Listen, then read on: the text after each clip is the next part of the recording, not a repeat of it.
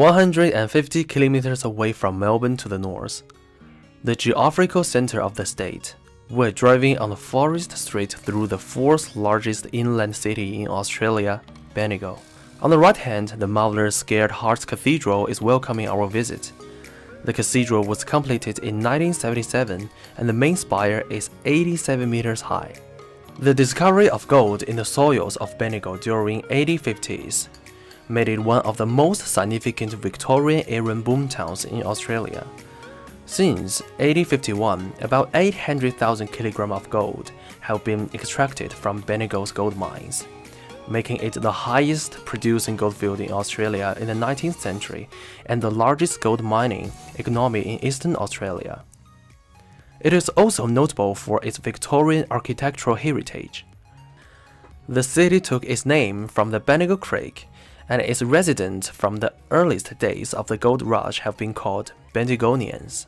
When you arrived at the city, I guarantee you will attract by the unique old tram immediately. Bendigo Tramways was named Australia's Cultural Tourism Attraction of the Year for 2016 at the Qantas Australian Tourism Awards, and it has been entwined with the city's identity since 1890. The tram is still worked today, and you can have a journey of discovery into the traditions of Bendigo's first people and hear the story more than 40,000 years in the making. Bendigo is a grand and gracious city. It was the place of one of the world's most exciting gold rushes, with more gold found here between 1850s and 1900 than anywhere else in the world. People come from across the world to seek their fortune in Bendigo in the mid to late 1800s. Alluvial gold was discovered along the bank of the Bendigo Creek in 1851 and resulted in a major gold rush. In Christmas 1851, there were 800 people on the field, and by the following June, 20,000 diggers had arrived in the alluvial field. At least 140 shafts exceeded 300 meters in depth, and 11 were over 1,000 meters deep.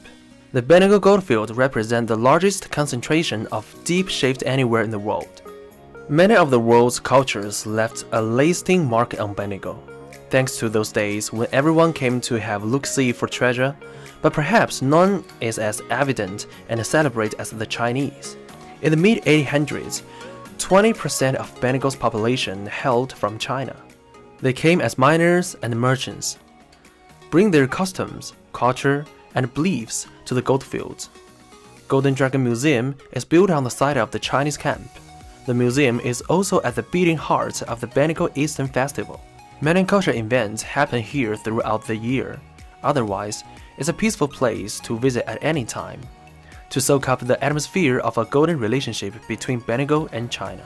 Today, many of Bendigo's old banks, theaters, hotels, and public buildings have been repurposed as restaurants, bars, retail, galleries, and a visitor information center. The Bendigo Town Hall is a must-see. Its ornate interior was designed by the same artisan who worked on Denmark's palace, so royal. You can also visit Australia's oldest working pottery, Bendigo Pottery, Cascade Waterfall, open-air Finery of Roseland Park. The garden are home to many native animals including ducks, fox, lizard, and even macrobats. Tourism is a major component of the Bendigo economy, so you could have a really good trip right here. There are also many activities in this city. The Bendigo Eastern Festival, the Bendigo Blues and Root Music Festival, the Bendigo Queen Film Festival, and so on. So, what are you waiting for?